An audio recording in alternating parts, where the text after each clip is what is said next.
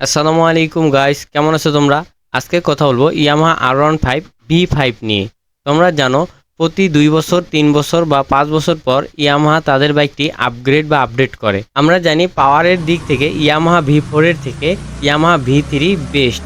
পাওয়ারই বলো, মাইলেজই বলো আর ইনিশিয়াল পাওয়ারই বলো, সব দিক দিয়ে ইয়ামাহা V3 আগায় আছে, কিন্তু V4টা অত বেশি একটা ভালো না। এবার কোম্পানি তাদের ভুলগুলো সংশোধন করে নতুন বাইকটি লঞ্চ করতেছে Yamaha R15 V5।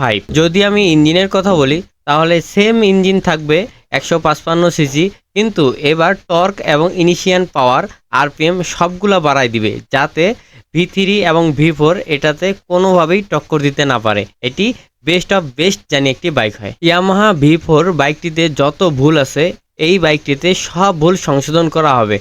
Yamaha V4 এ যে ফিচারগুলো আছে, traction control, ABS, double ABS, quick shifter, সাধারণ জিপিএস, ব্লুটুথ কানেক্টিভিটি, যেটা আমরা এর আগেও দেখেছি। আগে যা ফিচার ছিল এবার সেগুলো ফিচার তো পাবোই, তার সাথে আমরা পাওয়ার পাবো এবং লুক পাবো। এই লুকটার কথা যদি আসি তাহলে আমরা ইয়ামাহা R6 যে বাইকটা আছে সেটা হুবহু কপি করে R15 V5 এর কপি মডেল হয়ে যাবে। অন্যভাবে যদি বলি তাহলে ইয়ামাহা R16 কপি করে R15 V4 বানাবে।